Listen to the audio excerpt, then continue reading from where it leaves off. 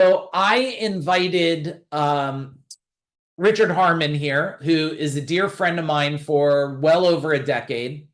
He is brilliant. He's built companies. He's sold companies. He's an expert in ESOPs. And he's my go-to, just so you guys know. And I want to ask him some questions today, and I'm going to have him give his little deeper intro.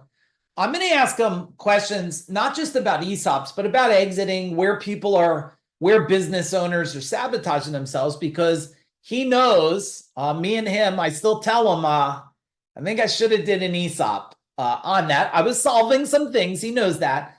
But I am planning in my future to do an ESOP, and he's my guy that's going to do it. And he's been on the top stages in the world, recognized by the top people in the world as the guy that does this stuff. And he has an incredible smart partner that I should get on here too someday. So without any further delay here, hey, Richard, super nice to see you. Good morning. Tell everybody first, where are you living today? I'm in Puerto Rico. We'd show you outside. I could probably share a picture. It's just stunning. I live on this lagoon. Moved to Puerto Rico at the end of 2019. It's a story, but we've been down here for 4 years, and it's a U.S. tax haven. It's one of the only two places in the world that you can legally pay less than the full IRS 37% rates. And I got down here because of a client who wanted to do an ESOP, but for a lot of reasons didn't make any different. It make sense for him. And I said, what about, he said, what about Puerto Rico? And I'm like, what about it? He goes, well, I've heard these things. So we did a tremendous amount of research, helped him move down here. And then I said to the team, I said, what about me? They said, oh, it's perfect for you. Any ESOP I do sitting in Puerto Rico for my US clients gets taxed at 4%, not, 37%. So you basically keep about 96 cents on the dollar. But you have to put up with infrastructure issues, potholes in the sidewalks, things like that. But it's also stunning and beautiful. And 2 miles out, you see the cruise ships come in every day. And it's been wonderful. And I bet you have a lot of friends and people there too, because a lot of people have moved there in the last 5-7 years, right? Correct. There's a big community of folks that have moved down. It's a Bitcoin haven because there's no capital gains taxes, right? There's also mass tort attorneys. We know this attorney that does all the opioid cases. He moved 80 attorneys to Puerto Rico so that everything's done from here, because they get these massive settlements, and then most of the money comes here, their share. And then also hedge funds, investment firms, things like that, also attracted by the lack of capital gains. So they have this act. It's called Act 60. It used to be Act 2022. It's been in place since 2012, and it goes through 2035 unless they extend it. So the goal was Puerto Rico, for example, during Maria, a big hurricane hit in 2017, population on the island was 3.5 million, 500,000 moved to the States. There's 8.5 million Puerto Ricans. Every Puerto Rican since way before World War II is a U.S. citizen at birth. And a buddy of mine, matter of fact, right through the wall behind me, the only neighbor I'm connected to in our condo, he says, Richard, he goes, every Puerto Rican with skills can earn 25-30% more by spending $400 on a plane ticket. And so a lot of them have. So anyway, that's my Puerto Rican story. But we have so many friends down here. It's surprising. We used to live in New York City. We have more friends in Puerto Rico than we did in New York City, probably double or triple. Everybody they move down here. They don't have friends. They make friends, Yeah. So I want to dig more into this. Type in, do some of you a little more curious to dig a little deeper in the Puerto Rico, like living out there? I got to dig a little deeper in that, but give everybody your 2-minute background, who you are, what you've done, what you do today. So, initially I was a financial guy, financial systems gun, CPA. I've been a CPA for 4 decades. I'm dating myself.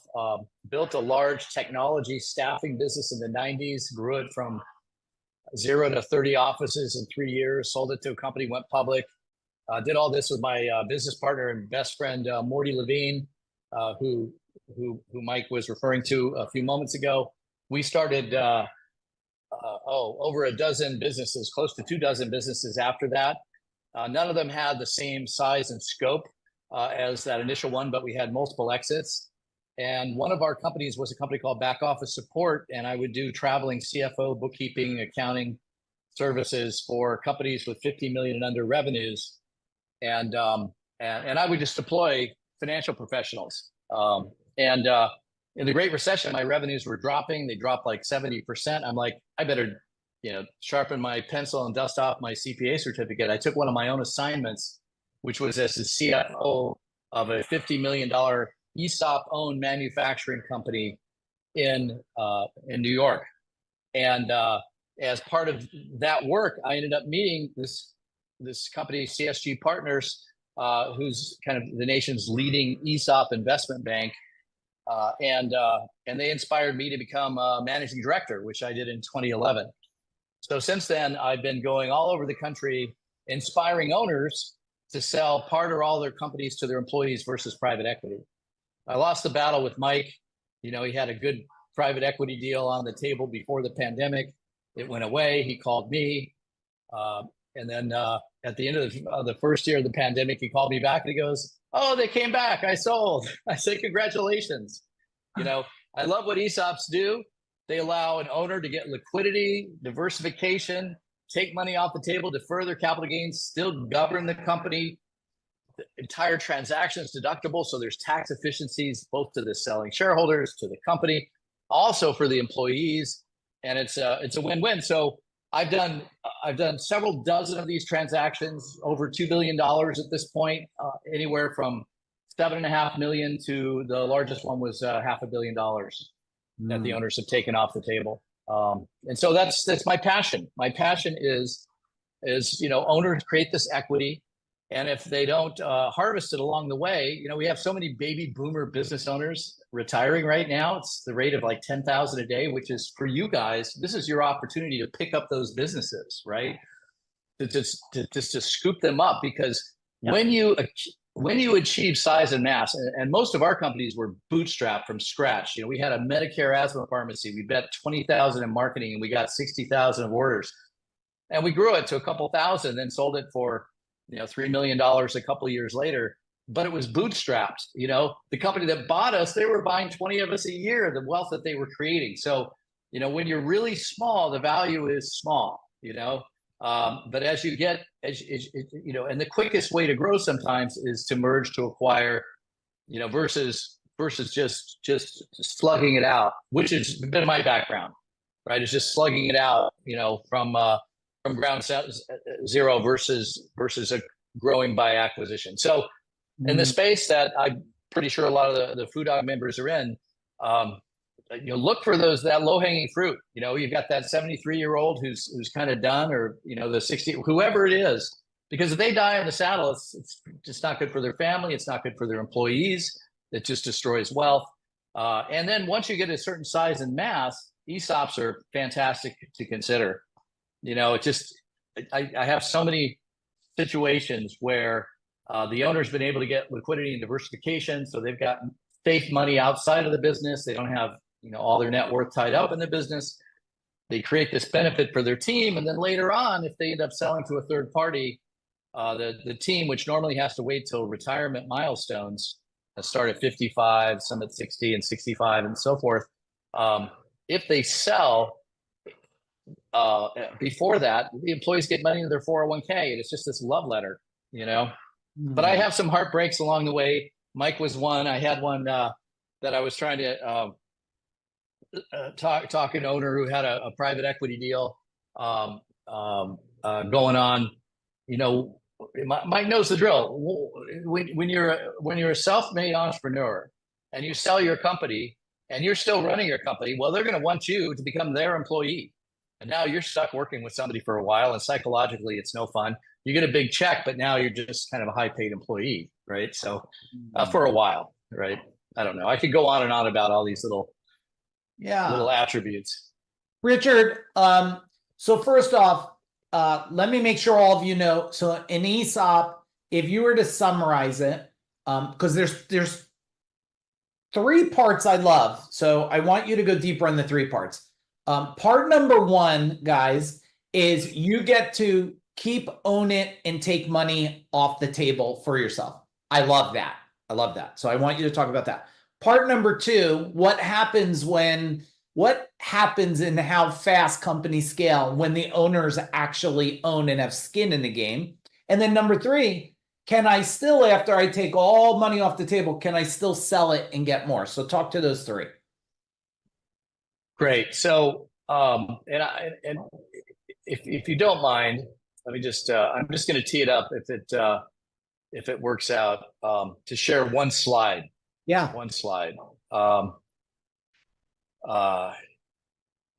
Which I will do in a moment. But okay, hit me with the three questions again. The first one is taking money off the table. Tell us, right? How much because my rule of thumb, I think you said before, was like 10 full-time employees and 10 million or more is a good spot. Tell me what it is. Right. So our sweet spot, you can do an ESOP at any size. It'll scale down to nothing. But once you do an ESOP, you've got $40,000 to $60,000 of annual expenses to maintain it. So if you're making a couple $100,000 a year, it makes no sense. And then when your employees get their statements, there's no value, so it's not interesting for them. So, I always say, sell the trees, don't sell the saplings, sell the crop, not the seeds. If you fought your way up to $1 million in revenue, it was much harder to go from 0 to that than that to 5, and from 5 to 10. There's a scale. There's you just figure out things, and you can accelerate, and you can gain mass. And while you're doing that, you're creating value. So the sweet spot that we see that I like is 3 to 5 million in profits. You need to be over 10 million in revenue, because then we can get banks to finance the transaction. And when banks finance the transaction, we were able to raise money with no personal guarantees. Company borrows the money. You get that money. You get to reinvest that money, and you get to repay the bank with pre-tax instead of after-tax dollars. Normally, you borrow money, you have to pay principal with after-tax. So it's this gift the ESOP gives from tax dollars to be able to pay down debt about twice as fast. It's not as burdensome because you've got all this extra cash flow after tax. So why that 3 to 5 million? Because typically companies are worth 6 to 8 times. Sometimes it's 5 times. Sometimes it's 12 times. Some companies are worth 20 times revenues. Real outliers like YouTube, right? When it was bought by Google, now Alphabet. But in that 3 to 5 range, you've created somewhere between 18 and $40 million of equity. I could sell half your company for 10 to $20 million, 49%. You still own 51%. You get 10 to 20 million off the table. You get to reinvest it all. You've still got 51% of the upside, and your employers are sharing in a stake of 10 to $20 million in equity and growing. And so it's just, that's my sweet spot. Also, you don't feel the annual fees. You have to pay this independent, in our case, institutional trustee. You have to pay for an annual valuation each year because your employees get a statement that tells them what their shares are worth. So you have to do an annual valuation, and you have to pay for a firm that creates those statements for your employees. And so they get a statement once a year. Here's how many shares you're allocated. Here's how many shares you're vested, and here's the value per share. If you want me to take 3 minutes and go through an ESOP overview, I've got one slide I'll share with 6 elements that covers the whole thing. But we can keep going through your questions. Hang on one second. I definitely want you to do that, but you're triggering thoughts for me. So what about if I do an ESOP? When it's time to do that, do they need to be employees? Can 1099 people get an incentive and build it in that? How does that work? So there's a couple of issues. They need to be full-time equivalent employees. What's that? It's called an FTE. You work 1,000 hours a year, which is typically 20 hours a week, and you're still employed the last day of the year, and you need to get a W-2. So if you get a 1099, once I had a real estate group, they had 100 1099s and no employees. They converted 20 to becoming employees with minimum wage, basically, but they, with bonuses, still got up to their other levels of salary. People like 1099s because you're not paying employer payroll taxes on the 1099 folks. The 1099er is responsible for paying all their FICA taxes and the like. So you can convert employees, but the way ESOPs work, and by the way, Monday, Labor Day, was the 50th anniversary of President Ford signing ESOP legislation in the Oval Office. Wow. Isn't that cool? It was 50 years ago in 1974. I was in high school. Isn't that wild? I was just graduating high school. Nixon had just resigned. It's quite a long time ago.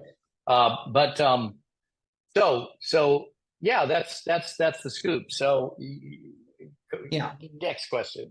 The next thing is, which is the part that I feel most people are missing today, is when you do an ESOP, you create employee ownership mentality. Can you talk on how that helps a company scale? I've got a great example. Matter of fact, we're doing an interview with this company, TechFlow, in a couple of weeks, and he has a company that provides governmental contracting services. And just one last thought. I should have ended the last section on saying, legislatively, you need to have 10 full-time equivalent employees to do a partial ESOP and 12 to do 100% ESOP. We like to see about 20 employees, but you can do it with 10. Typically, we won't have you become 100% ESOP right away, but I won't get into the weeds on that. All right. So, okay, take me back to this, the next element.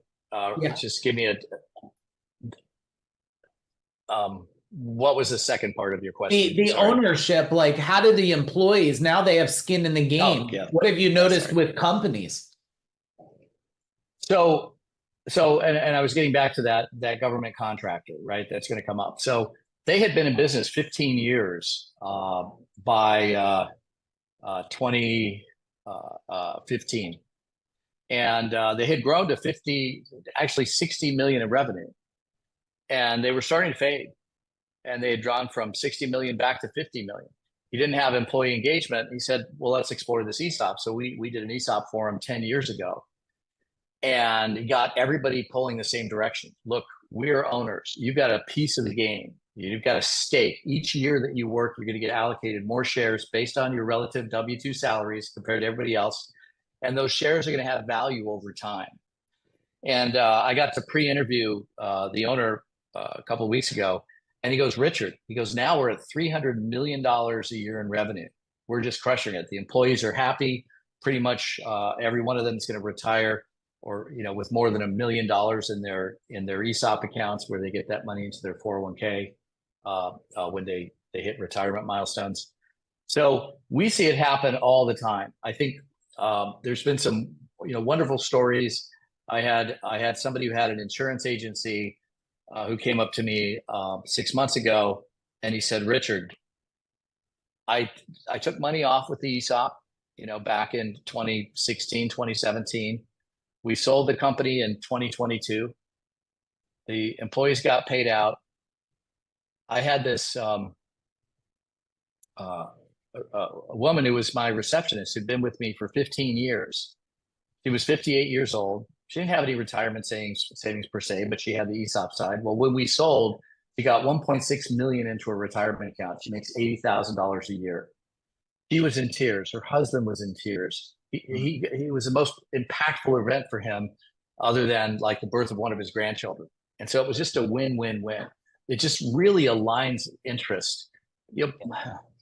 I did an interview with somebody early in the year who went through history talking about all the folks, occupants of the Oval Office, that have supported employee ownership one way or another. Initially, Thomas Jefferson, it was land. Everybody should have at least be a small landowner, And then as we got to Teddy Roosevelt, it became companies.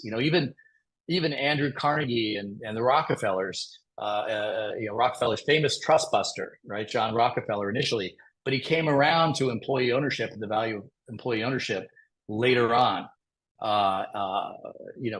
John F. Kennedy, Ford, Reagan was a huge proponent of employee ownership.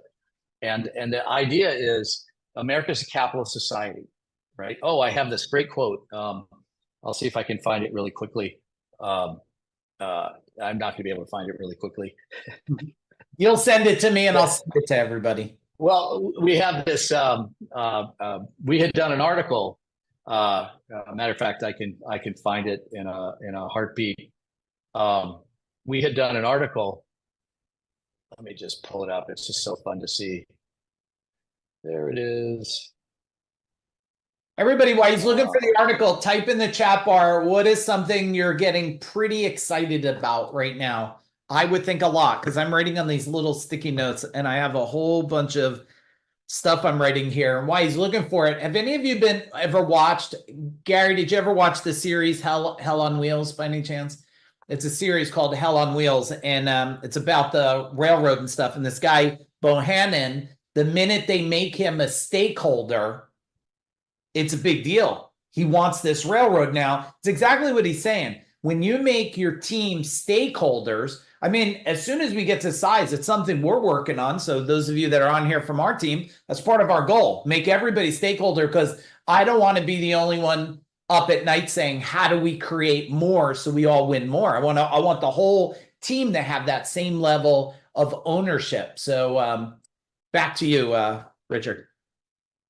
So there's this great quote. It's an article that's under my byline, but I kind of wrote the article. Then our chief marketing officer kind of rewrote the article, and then he sent it back to me, and I rewrote a couple of tweaks. So I feel like we both wrote it. But he found this great quote. So Louis Kelso was this guy in the 50s who pioneered ESOPs. He was an attorney, and he said, "Look, America is a capitalist society."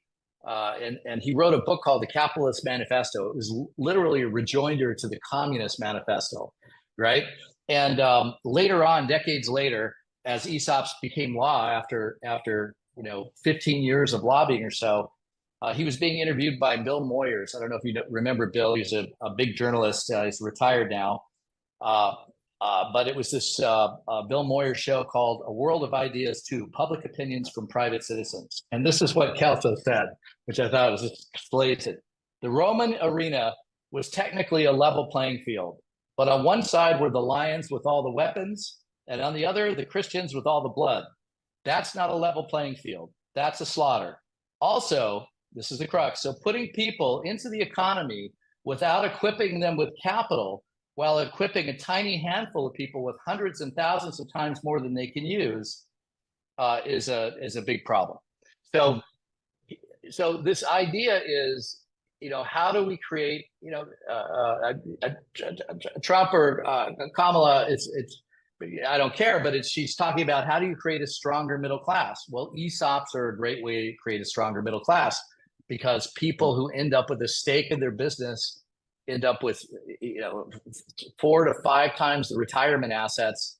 And that's just the people with retirement assets. Half the people don't have any retirement assets. So that with them, it's an unlimited increase, right? So that's why I kind of became an ESOP evangelist. And as you mentioned, I get to speak on different stages.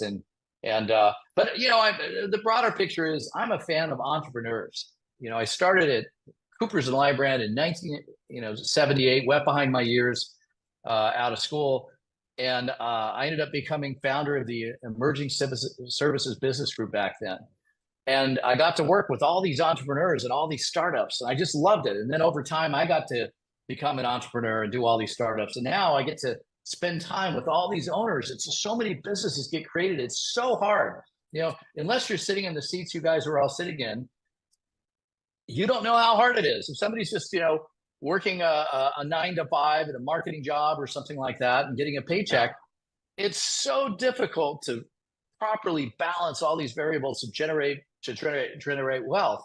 And it's just wonderful that when you do that, you can celebrate your team by sharing meaningful equity with them, and also get rewarded yourself, for all the hours and hard work and the 10,000 decisions you had to make on a yearly basis.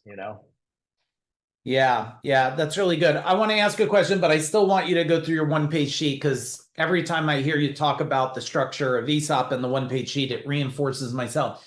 So give us, if you were going to target baby boomers to help them, you were going to pick them up as a business with the sole intention to get them to an exit. Tell me how you would build the exit of a baby boomer with an ESOP to make sense for the baby boomer and someone like me that's building a lot of baby boomers in the portfolio?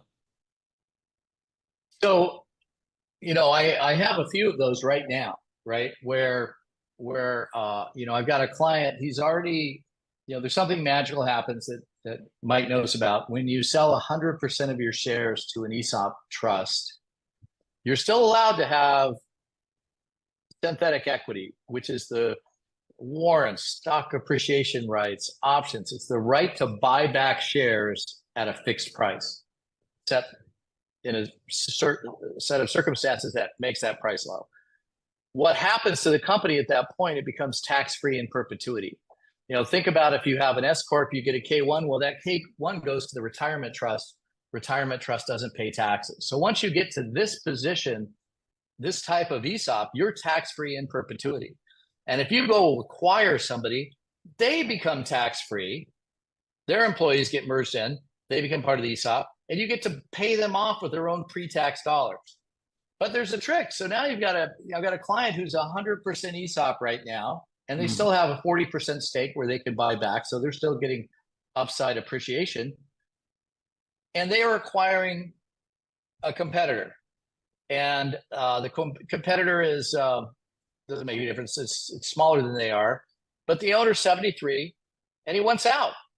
Well, we're going to structure it so that owner can do an ESOP, defer all his capital gains, and then merge right into the new company and then become tax-free. Because one of the big benefits that Congress put in place to inspire owners to sell shares to this trust for their employees is called a 1042 rollover, which is the opportunity to reinvest your proceeds over a year period of time and defer all your capital gains taxes. So we want to get that retiring owner the ability to get that paycheck, not have to pay capital gains taxes on it, which gives him a big boost. Because in most states, it's at least 20%, but in California, for example, it's 37.5% capital gains taxes. And they're only going up, right? At some point. So there's an art to that. It's not simple. We had a nice trucking company in New York. We did it for a few years ago. And I think we have an opportunity to do it as long as negotiations go well. But if you're going to go buy a company and that owner wants to retire, and there's a couple things going on. Typical acquisition, if it's a small company, you might just try to do an earnout. I've got a large home healthcare company right now. They do hospice, they do home healthcare. The payroll's $100 million. And I was talking with the COO. He goes, Richard, we did all these acquisitions. They've got, over 40 LLCs. He goes, sometimes it's just a small company. They can't make next payroll. We're able to take over the company for next payroll, put in best practices, and grow them. We got them for a song, right? And now they're selling them to an ESOP. Companies worth hundreds of millions of dollars because they've acquired all these companies at these minor amounts, but put in processes and to make them profitable, right, or more profitable. So the art of building an empire is not easy. And then you've got the owners. The problem with the owners are they're owners. They've been in the king seat, the queen seat for often decades, and they're giving up their baby. And it's owner psychology. It's like, how do you inspire them to take that move? I have another acquisition that a friend was working on, similar to the one I just mentioned. Really big company, owners in Chicago. He's 83. He's got dementia. He doesn't have the right succession strategy. Yet he's already at the point where he's not thinking clearly or rationally, right?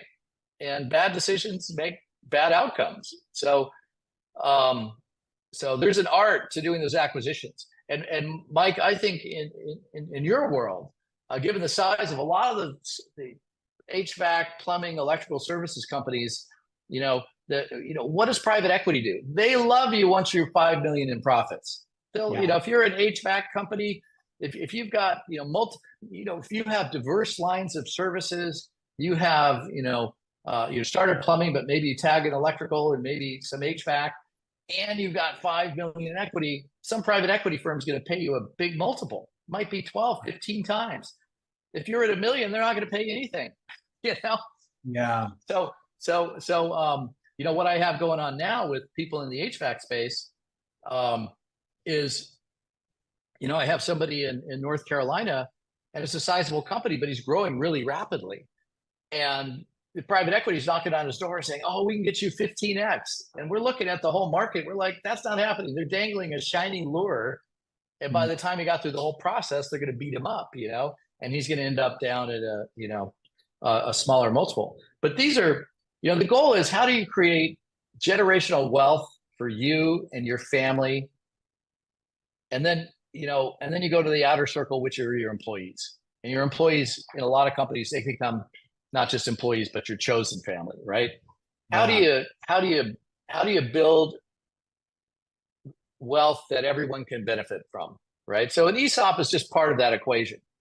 But the typical blocking and tackling and everything you do, Mike, in terms of all the insights in the businesses that you built, and sharing those insights, and you know, it's important to have that information, but you gotta be able to execute, right? Yeah, that's great. I'm going to, Michael has a question for you, which is great. I'm going to hand it over to him. You know my son, Michael. He's going to ask the question. He's going to let you then share your one-page sheet. Everybody, I'll be back in a minute. Jen's doing a 5-day training, 16 hours a day. I'm going to go put the chicken that came out of the oven in the fridge, or I'm going to get my ass kicked. So I'm going to go do that while Michael asks this question. And Richard, this question he's going to ask is really great, because this is a whole new way. So go ahead, Michael, take it away, and I'll be back in a minute. Yeah, awesome. Thanks, Mike. Hey, Richard, great to see you again. So my question is, there's so many people doing roll-ups right now, right? Especially in service industries, they're buying 3 or 4 companies, but they're not putting them underneath an umbrella brand, right? They're all their own brands running in different states. How would you go about structuring an ESOP for either a roll-up? Is that possible? And what does that look like when you go into it, when you have 5 companies you want to roll up? Yeah, you know, the challenge is, you know, I had somebody call me, it was in Florida, 2 owners of fantastic restaurants, both thriving, both, let's say, $1.5 million, $2 million in profits, right? So combined, now they're 3-4 million in profits. Nice ESOP. You've got 2 personalities, you know, 2 cultures, 2 brands where people love this one, they love that one. You know, we always like switching restaurants when we go out, and trying to get that together is a challenge. So I'll give you a playbook that a friend of mine in private equity uses, right? And it's made him so much money.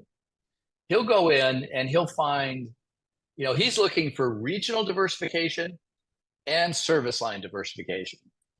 So these are larger kind of roll-ups, but it's a real example. He bought HVAC, plumbing, electrical services group in the Northwest, and that was the first anchor.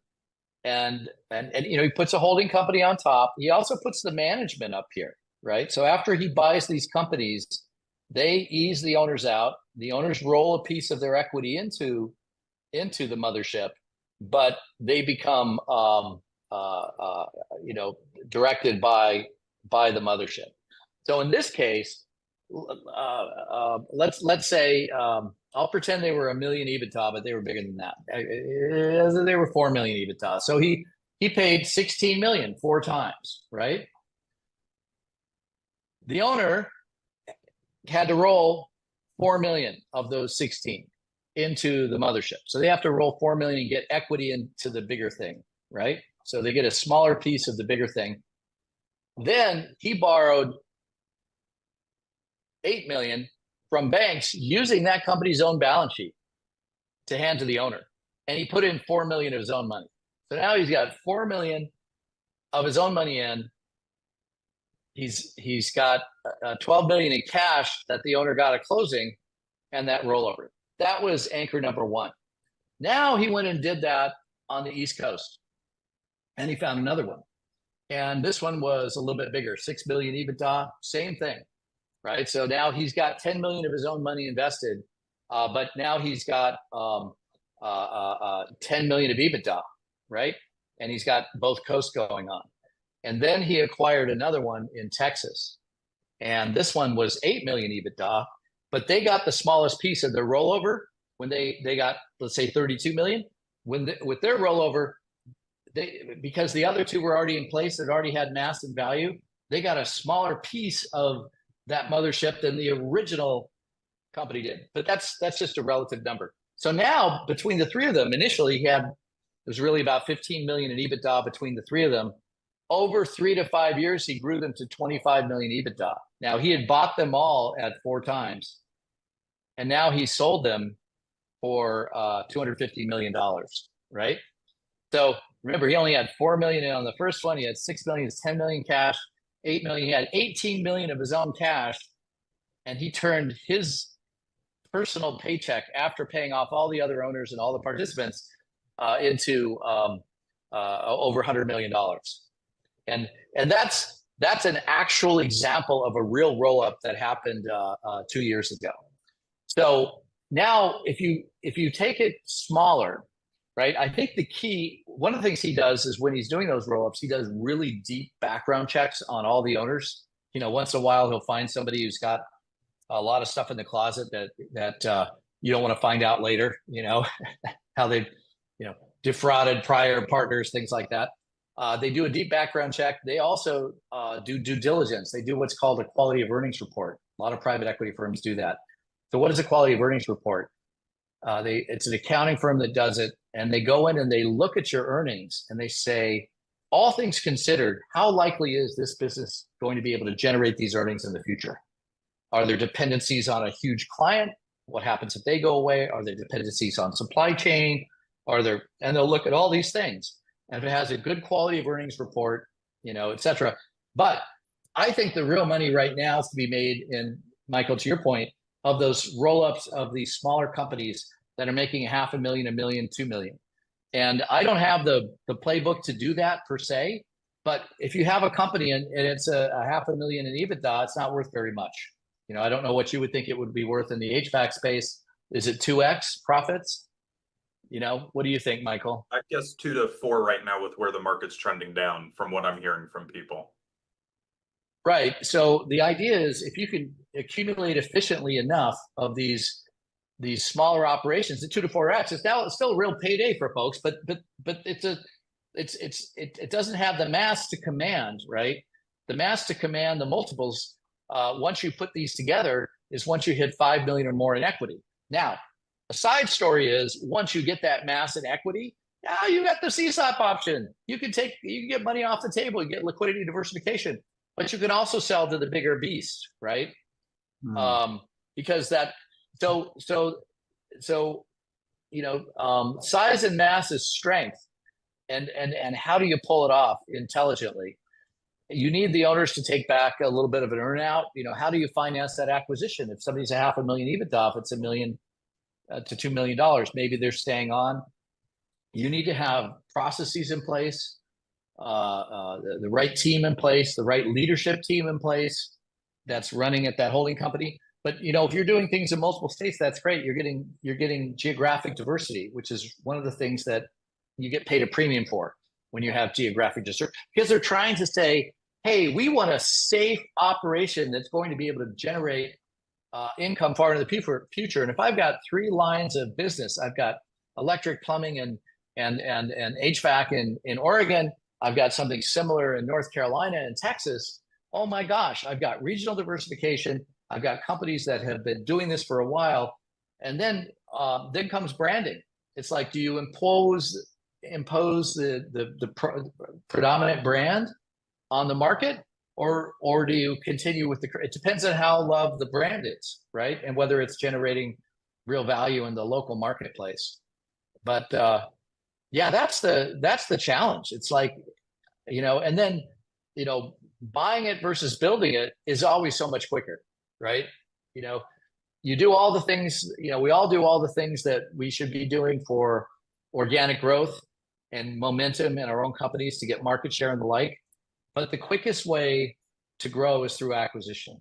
And it does seem that at this point in time, given the massive numbers of owners who are retiring, that there are deals to be had, and the ability to build your own empire, which is geographically diversified, revenue line diversification, and it creates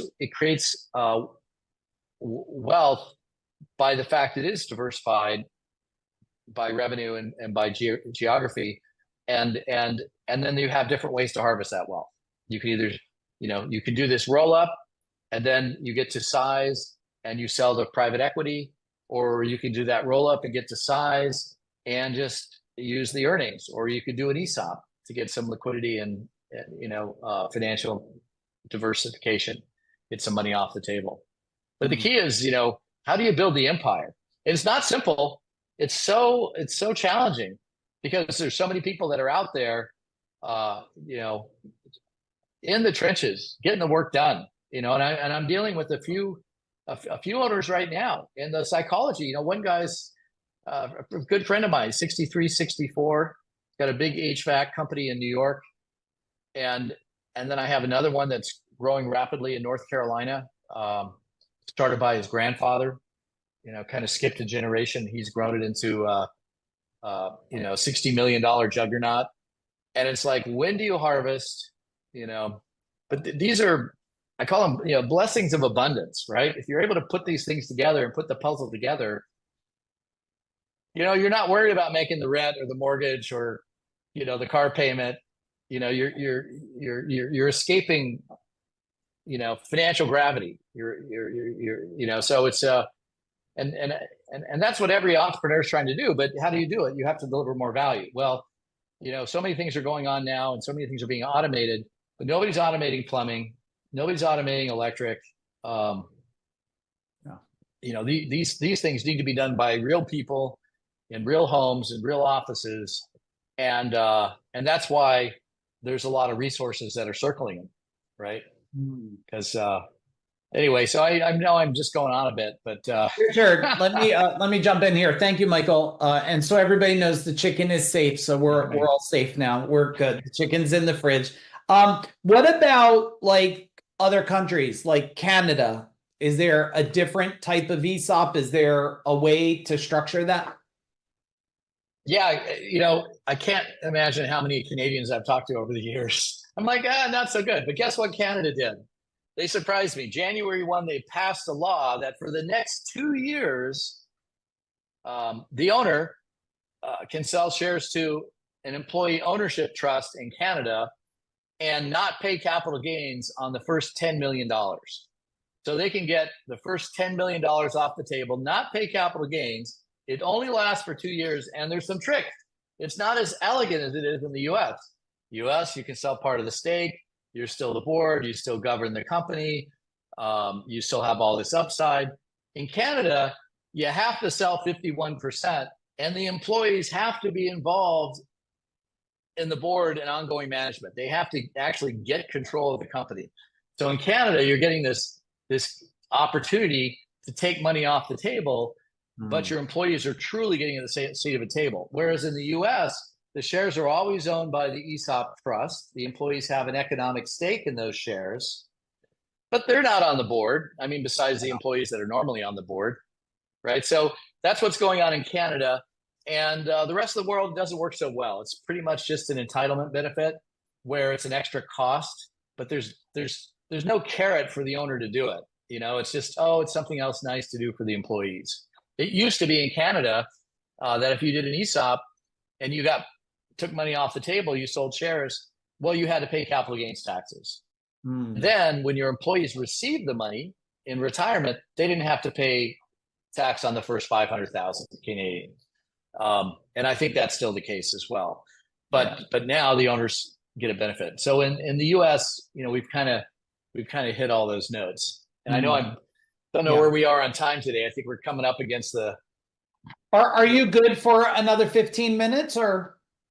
Oh, absolutely. Okay. Absolutely. Right. I'm going to rapid fire some stuff because I feel everybody's got a good gist of the ESOP. Tell all of us, these are all players, business owners. are business owners doing right now today that's just making you shake your head like this? Like, you want to shake that little toy and be like, stop doing that bullshit. What are you seeing that's just making you go, what the heck's going on here with everyone? Well, again, everything has to do with size and scale, right? So when you're just starting out, you don't care about reviewed financial statements. You're busy just getting by and doing everything you can to minimize taxes to grow your business. The biggest frustration for me is people aren't prepared for an exit. That's what I focus on. I focus on exits. We've talked about ESOPs. It's a great way for an owner to retire, to transition the business, to get money out, to stay relevant as the next generation is taking over. But so many companies aren't prepared, right? So I had this great transaction. I won't go into details, but it was a sizable deal. We raised $100 million and they needed to be audited because banks like you to be audited when you're getting, sizable checks from them. And I thought, former auditor, it takes 4 to 6 months, we'll get audited. It was multiple operations in New York and New Jersey. Actually, we were just looking on the New Jersey side, and it took 2 years, right? They weren't prepared. This was 2018. Never happened. Financing went away. 2 years later, when they finally got their operations audited, guess what? They were making more money than they thought they were. They didn't have integrity of their financial statements, right? Well, now they did. And then private equity turned their heads and they said, oh, we'll sell you. Well, that's exciting. That didn't happen. 4 years they had somebody out shopping them. And so I just was talking with the owner just 2 months ago, and he goes, Richard, he goes, we're not doing anything now. These guys are. It's a very successful company. Obviously, we're selling part of it for $100 billion. So don't cry for the owners. But I hate seeing people not prepared. So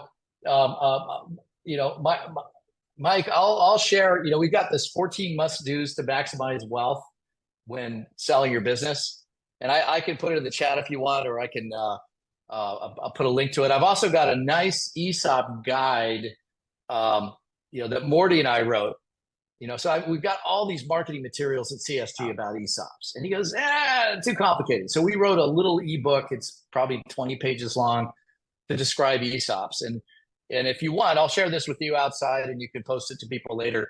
But it's just a link to those free ebooks. And so, the big thing for me now, it's we're starting to work with a lot of owners who are planning to exit in 3 to 5 years and say, hey, do these things. Financial statements have integrity. Let's make sure you have customer diversification. If you don't have financial statements you can trust, they're going to immediately offer is going to be 20% less because they're paying you for your future cash flow. You want to be the owner, not the operator. Because if you're the operator, Mike, that was you. You were the front of the house, with your last company. You're the guy. They want the guy to stay. If you had another guy who was the guy and you were just showing up now and then, it might have been more palatable, right? Versus, so you want to become the true owner where you've got a team that's functioning without you, so that when you do sell, it's not taking all your time and attention, right? You get your life back. You get more freedom. That's really good. And you know what? I want to share that, and you'll send me those links. I'll get it out to these guys. Especially like Kerry, for someone like you, like he just said something so magical there that, and I hear it all the time. People say, oh, the bookkeeping companies, $4,000 a month, or the CPA's $5,000. I said, you think that's expensive? Let me tell you how expensive it will be when you go to sell your company and you lose a deal that's 20 million. That's expensive. What you're paying now is called preparation, but it's about what you say. You're planning for an exit. So, it's so key there. Let me ask you one more question. We'll finish with this one. If you were to tell everybody from your wisdom, and you got a hell of wisdom here, everybody give some love in the chat bar to Richard. Did he just give you he summarized on our questions, millions and millions of dollars. He made me millions and millions by supporting me. I didn't even send the guy a damn fruit basket. But I do help him when I can. I do help him when I can. Mike, you've been wonderful. You helped us so much with our exit strategy concepts. Mike's a gun. Mike's a gun. Thank you. Thank you. I'm thrilled by everything that you do. Thank you. If you were to tell everybody, hey guys, no matter where you're at in the game of business, over the next 36 months, these are just a couple things you just really should focus on if you want to have future wins. What would be your wisdom to pay attention to over the next 36 months? You want sustainable earnings, right? You want an engine that's generating sustainable earnings. You want to find a way to maintain momentum. Don't get complacent. If the company is growing and expanding, value is increasing. If it's decreasing, value is decreasing, and it's not necessarily linear. It's like, oh my gosh, the business is fading. Well, now you're destroying value. So you want marketing systems in place that are creating momentum. You want to be able to manage your operations in a way that you have quality of life.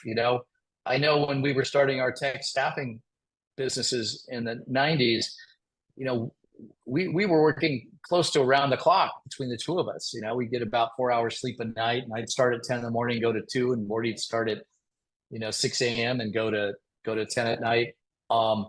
And there's a way to balance all that. And Mike, I know you're so good at providing details on that are actionable. But again, I come from this financial background. I like you having your financial systems having integrity. It doesn't mean to be audited or reviewed right away, but make sure that the numbers are right, that you understand your financial scorecard, that you understand the difference between a balance sheet and cash flow, because cash flow is so essential, and profits and cash flow, that's different. There's so many things that you need to be thinking about. I'm just going to look at one thing here. Hold on. Looking for one resource. Yeah, and everybody type in the chat bar, what is something you're thinking about, an opportunity now that you were not thinking about before? Is it, because we'll talk about this at Venture Velocity, guys, on how do we stack companies? How do we build the portfolio of companies with $0? Now, how do you, an ESOP is some of my new thinking of what Michael asked, which was brilliant. It wasn't my question, it was his, is how do we now, Gary, how do you look for a company and say, look, I'm going to take 40% of your company. I'm not going to give you anything. I'm going to scale it to $10 million. We're going to get that, $3 million in profit. We're going to make sure we have the employees. We're going to exit in 3 to 5 years with an ESOP and then do it again. It's speed to exit, right? If you look at how long, that's what I wanted to do. The first deal took me 10 years to learn all that. The second deal was 5 years. It's about collapsing time where you could start in 18 months, partner, scale, grow, exit, boom, have a blast just doing it over and over again. Did you find what you're looking for, Richard? Yeah, I think, Mike, I sent you a personal text with the links to those guides. Okay. I think those would be valuable to share with your team over time. Like right now in my world, I'm like, how do I reach these business owners? Yeah. How do you penetrate? How do you connect with all these business owners that are in my world, because they're the 3 to 5 million EBITDA, some are 20, some are 50 million EBITDA, 100 million sometimes. How do you connect to these folks that are so busy, that are running these empires, that are being bombarded every day by 1 million people trying to sell to people who have all the resources, right? Yeah. And that's a challenge. So you try these different marketing initiatives. I've been lucky to be able to influence influencers. Yesterday I was on the phone with an influencer that gets 40 million views a month, and coaches in software CEOs, right? And I'm like, and that's worked for me a little bit. But in your own space, it's like, how do you get connection to those owners so that they trust you and are willing to take action, so that they'll go forward with an acquisition, right? And then how do you expand their businesses with better processes that they've never thought about to put in place, where you can take their existing business and grow it so rapidly? And Mike, you have all those tools. You went for, 2 guys in a truck to, 200 guys in 170 trucks. You know those elements to scale. And if you guys do it, collectively or together, you're going to create a massive wealth machine that, in addition to the cash flow it's spitting off, it's got value you'll be able to harvest and hopefully put away enough money where, you're never going to have to worry about finances again, nor will the next generation or two. Yeah. So that's kind of like the great game that I'm playing. It's like, how do you optimize, and then, there's so many marketing messages out there. How do you get right? It's not easy. When I get somebody who's best friends, like I just had with this home healthcare company with 100 million payroll, friend of mine, friends with the CEO. He says, "Oh, they're doing an ESOP." I said, it was beginning of May. I said, "You tell them to stop right now." It's May 15th. I said, "You give us 2 weeks. I don't care where you are. You don't know our world. Our world is very unique, and it's really easy to leave a massive amount of money on the table." I agree. Well, on the first initial 40% deal, it made an additional $21 million going with us versus the other guys, and they just paid them off and they were gone. But if I hadn't had that connection, it's just interesting. It's just my own world.